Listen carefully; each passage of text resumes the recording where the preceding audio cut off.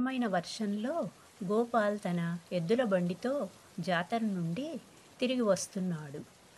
ఆకాశంలో నల్లని మేఘాలు గర్జిస్తున్నాయి. మెరుపులు మెరుస్తూ అడవి మొత్తాన్ని భయంకరంగా మార్చేశాయి. సాయంత్రం అయిపోయింది. చీకటి వేగంగా వ్యాపిస్తోంది. గాలి అంత బలంగా వీస్తోంది కాబట్టి ఎద్దులు కూడా ముందుకు కదలటానికి వెనకాడుతున్నాయి. దారంతా బురదతో నిండిపోయింది.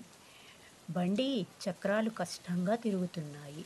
అయ్యో దేవుడా, ఇది ఏమి విపత్తు అని గోపాల్ అనుకున్నాడు. సాయంత్రం అయ్యేలోపే ఇంటికి చేరిపోతాననుకున్నా, కానీ ఈ వర్షం ఆగేలా లేదు. ఇంకా గ్రామం చాలా దూరం ఉంది. ఈ అడవిదారిలో రాత్రి ఇరుక్కుపోతే పెద్ద కష్టమే. ఇంట్లో వాళ్ళు కూడా ఆందోళనలో పడతారు. కాబట్టి నేను జాతరలో ఇంత ఆలస్యం చేయకుండా ఉండాల్సింది. వర్షం ఇంకా ఎక్కువగా కురుస్తోంది. నీటి చుక్కలు ముఖంపై కొట్టుకునేంత బలంగా పడుతున్నాయి. మెరుపులు మెరుస్తున్నాయి.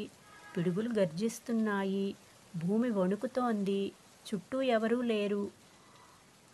మానవ స్వరం లేదు. కేవలం వర్షధ్వని మరియు దూరంలో అడవి జంతువుల భయంకర శబ్దాలు మాత్రమే వినిపిస్తున్నాయి. గోపాల్ గుండె బలంగా కొట్టుకుంటోంది. ఈ దారిలో జరిగే భయానక కథలు అతను తరచూ విన్నాడు. కానీ పగటిపూట ఇదంత భయంకరం అనిపించేది కాదు. ఇప్పుడు ఈ రాత్రి ఈ తుఫాను మధ్య ప్రతిదీ మారిపోయింది. అప్పుడే అతనికి దూరంగా ఒక గంట శబ్దం వినిపించింది. టన్ టన్ టన్. వర్షపు ధ్వనిలో కూడా అది స్పష్టంగా వినిపిస్తోంది. అరే, ఇది దేవాలయం గంట శబ్దం కదా. ఇక్కడెక్కడో దేవాలయం ఉంది.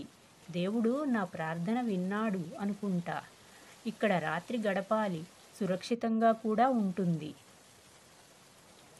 అని ఆలోచించి గోపాల్ తన ఎద్దుల్ని ఆ శబ్దం దిశగా తిప్పాడు.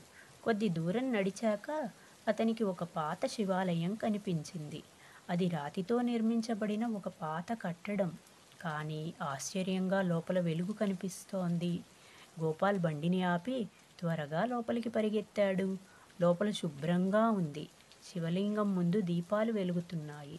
ధూపం సువాసన వ్యాపిస్తోంది. అనిపిస్తోంది ఎవరో ఇక్కడ ఇప్పుడే పూజ చేసినట్టుంది.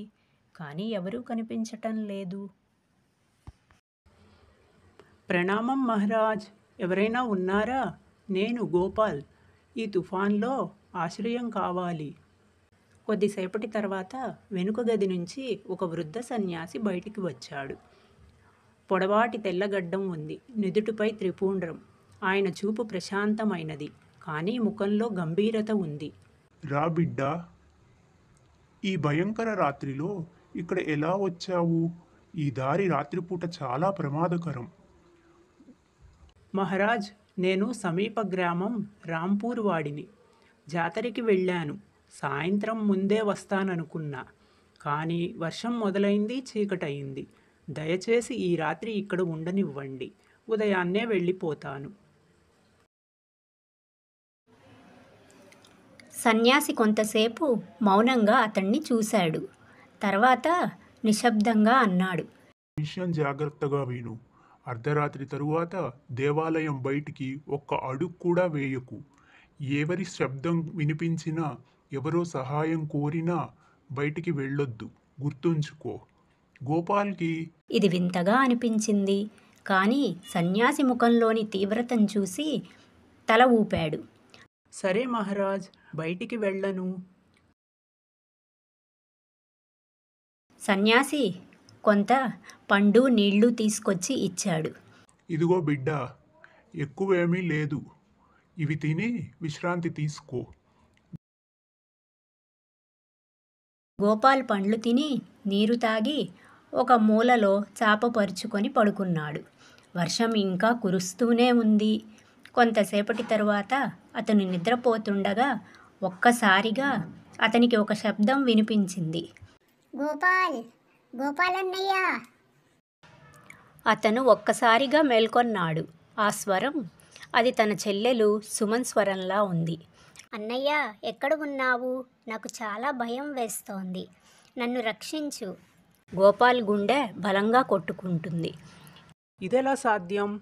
సుమ ఇంట్లో ఉంది కదా. అతను తలుపు వైపు నడిచాడు.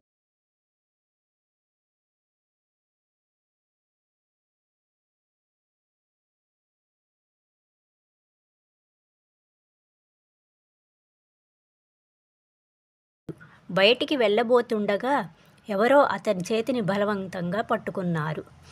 అదే సన్యాసి. లేదు బిడ్డ, ఆగు. ఇది మాయ అని సన్యాసి గంభీరంగా అన్నాడు. ఇది నీ చెల్లెలు కాదు. ఇది ఈ అడవిలో తిరిగే ఒక నీడ. అర్ధరాత్రి తరువాత ఎవరు దీని పిలుపుకు స్పందించి బయటికి వెళ్తారో వారు మరుసటి ఉదయం తిరిగి రారు. కానీ మహారాజ్, ఆ స్వరం మా చెల్లిదే. మా చెల్లె భయంతో పిలిచినట్టు ఉంది. ఇదే దీని మోసం బిడ్డ. అది నీ మనసుని చదువుతుంది. నీకు అత్యంత ప్రియమైన వ్యక్తి ఎవరో తెలుసుకుంటుంది. అదే స్వరం వినిపిస్తుంది. ఇది నిన్ను బయటికి లాగాలని చూస్తుంది. బయట నుండి స్వరం మరింత దయనీయంగా మారింది.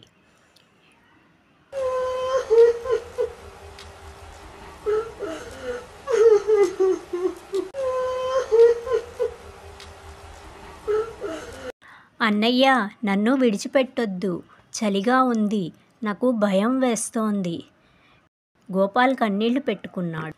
కానీ సన్యాసి అతన్ని గట్టిగా పట్టుకొని లేదు అన్నాడు. నీ చెల్లెలు ఇంట్లో సురక్షితంగా ఉంది. బయటికి వెళ్తే నీ నిజమైన చెల్లెలు ఉదయానికి నీకు అంత్యక్రియలు చేస్తుంది. నువ్వు ఆమెని రక్షించాలక్కడే ఉండు. సన్యాసి అతన్ని వెనక్కి లాగి శివలింగం ముందు కూర్చొని మంత్రాలు జపించడం ప్రారంభించాడు. ఓం నమ శివాయ, ఓం నమ శివాయ. మంత్రధ్వని దేవాలయంలో మార్మోగింది. కొంతసేపటికి బయట శబ్దం తగ్గింది. చివరికి నిశ్శబ్దం. కేవలం వర్ష శబ్దం మాత్రమే. సన్యాసి నిశ్వాస తీసుకొని అన్నాడు, ఇప్పుడు నిద్రించు బిడ్డ. ఉదయం వరకు ఎటువంటి ప్రమాదం లేదు. గోపాల్ వణుకుతూ పడుకున్నాడు. కానీ నిద్ర రాలేదు. ఉదయం వెలుగులో బయట చూశాడు. వర్షం ఆగిపోయింది. దేవాలయం చుట్టూ నేలపై విచిత్రమైన వృత్తాకార గుర్తులు ఉన్నాయి. సన్యాసి అన్నాడు, చూడు బిడ్డ, ఈ నీడ రాత్రంతా దేవాలయం చుట్టూ తిరిగింది. లోపలికి రాలేదు. దేవాలయ సరిహద్దు దాటలేదు. గోపాల్ అడిగాడు. మహారాజ్, ఈ నీడ ఏమిటి? సన్యాసి చెప్పాడు. ఏళ్ల క్రితం ఒక స్త్రీ తన అన్నను వెతుక్కుంటూ ఈ అడవిలోకి వచ్చింది. ఆమె తన అన్న ఈ దారిలోనే వెళ్ళి తిరిగి రాలేదు. ఆమె తుఫానులో అదృశ్యమైంది.